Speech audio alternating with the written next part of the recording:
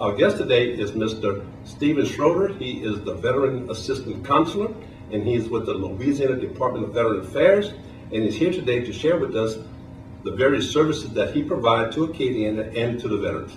Stephen, how you doing, my friend? I'm doing great. Thanks for having me, Greg. Okay. Well, I'll tell you what, my friend, I know you have a lot of programs out there, so share with us some of the services you provide to the Acadiana region. Sure.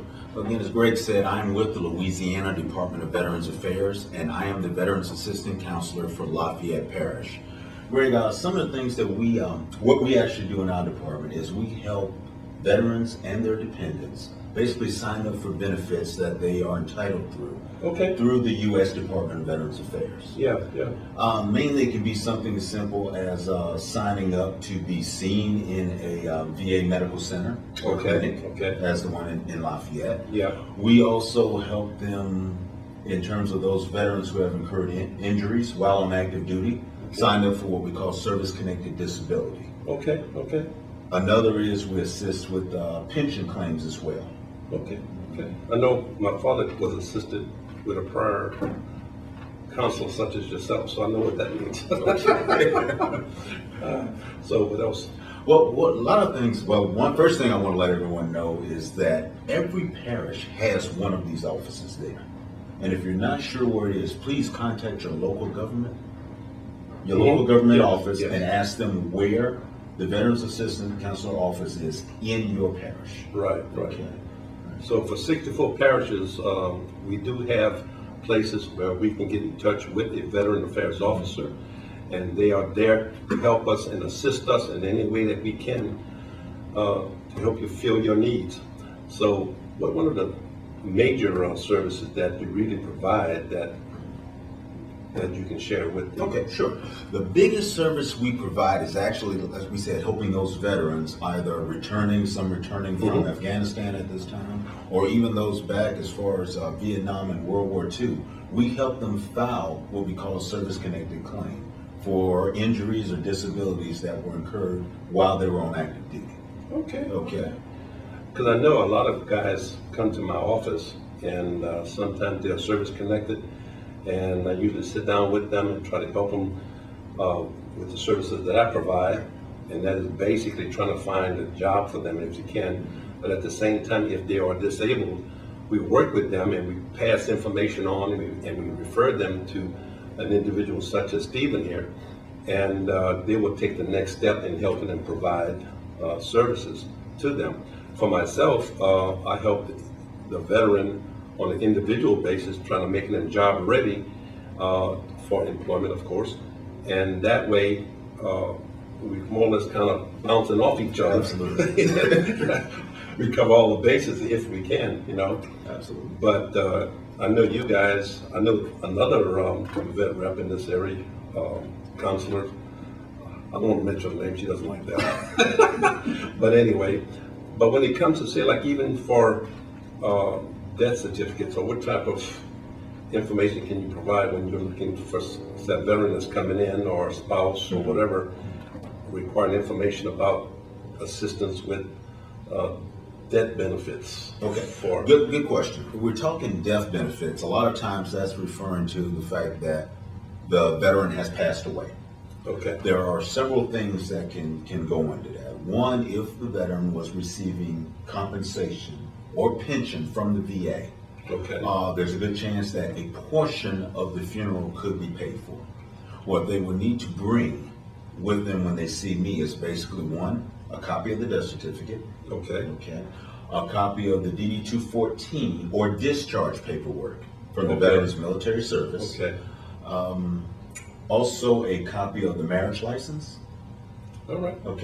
And the funeral receipt showing paid in full. If they can bring those things into me, we probably can assist them in terms of whether the widow is entitled to any benefits. As I said earlier, a portion of the funeral being paid for. About what kind of portion are you talking about? It varies. It can vary depending on whether the member died of what they were service connected for, or if they were receiving pension, smaller portion, but some of it can also be paid back. Okay. Also keep in mind, As we said, there are various programs Yes. through the U.S. Department of Veterans Affairs that a lot of people don't know, and we can be talking for hours. That's right. But That's to kind of right. narrow that down, say a person who's receiving service-connected compensation from the VA Mhm. dies of what they were service-connected for Okay. and has a surviving spouse. That spouse may be entitled to what we call DIC, Death and Indemnity Compensation. All right. What that will do is pay her an amount for the rest of her life. Rest of her life. Yes. Okay. Yes. Okay. And keep in mind, there are various things that qualifies for that. Okay. Now just bring up a scenario. Mhm. The veteran dies, and he has remarried the second wife. Does the first wife get any benefits if he has been remarried? Okay. That's Good sometimes question. that come up. Good question. It does come up. Yeah. With the VA, understand, divorce severs all ties. The majority of the Okay. cases. Okay. So if that veteran has divorced from one and married again, Mm-hmm. those VA benefits that may Was in be place. in place or a spouse may be entitled to Mhm. goes to the one he's married to now. Okay. And what about his previous children, say? Do they get anything involved in that? Do they get anything? Previous children? Yes.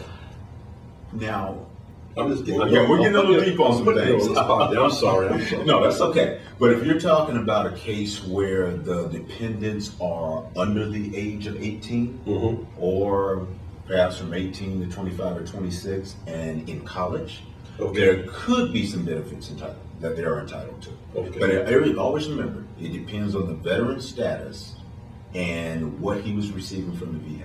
Well, okay. Also, when it gets involved with the VA, I know for myself, I'm dealing with various programs, and one of the various programs that I'm involved with is the VRAP program. Are you familiar with Yes, that? I am. Okay. Now, do veterans come to you sometimes? They do, but how it is now with the Department of Veterans Affairs to apply for the VRAP program, Mhm. actually they want them to do that online through e-benefits now. Okay. So at this time in our office, unless it's extremely slow and we're Mhm. going to create an account or they Right. already have an account Right. set up, Right. they have to do that at home or on a computer that has internet access. Okay. Now, something else I've just learned too, not just learned, but made me aware of, is the fact that if for some reason, if I was to assist a veteran in getting hired, like on an assistant training program, that they can also use their GI Bill as an additional benefit, an additional stipend, I guess you could say. Yes, absolutely. That will help them during that transition of the phase of Mhm. apprenticeship program. Of course, that's working with the employer. And in this situation, it's a win-win situation for everybody, Absolutely. you know. So is there any other little particular program that you might want to bring to the Sure. table? You touched on education, so Yes. let me touch on that a little bit. All And right. that gets broad also. Yeah. I think a lot of people are familiar with the GI Bill. Yes, of course. Basically, in terms also with post 9/11 benefits. Okay. And that is a program that is basically designed for veterans. Yes. Okay. Yes. Okay. Along with that, there are other programs as well. One is what we call Chapter 35 benefits. Okay. Those are for the dependents of a veteran who either died while on active duty, okay, Mm-hmm. died of what he was service connected for, Okay. okay, or is at this time 100% disabled in Mhm. the VA. Mhm.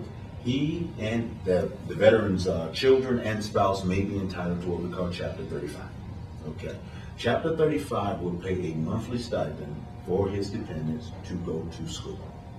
A monthly stipend, how much would that be about? It can vary a little bit. Yeah. Hopefully in a full-time, they can be anywhere, and I'll just give a little range, anywhere from $900 to $1,000 a month. Oh, that's not bad. Well, I tell you what, I hate to kind of end this kind of short, but this segment is kind of coming to an end right quick. But I really want to thank Stephen for coming in and sharing some information with us.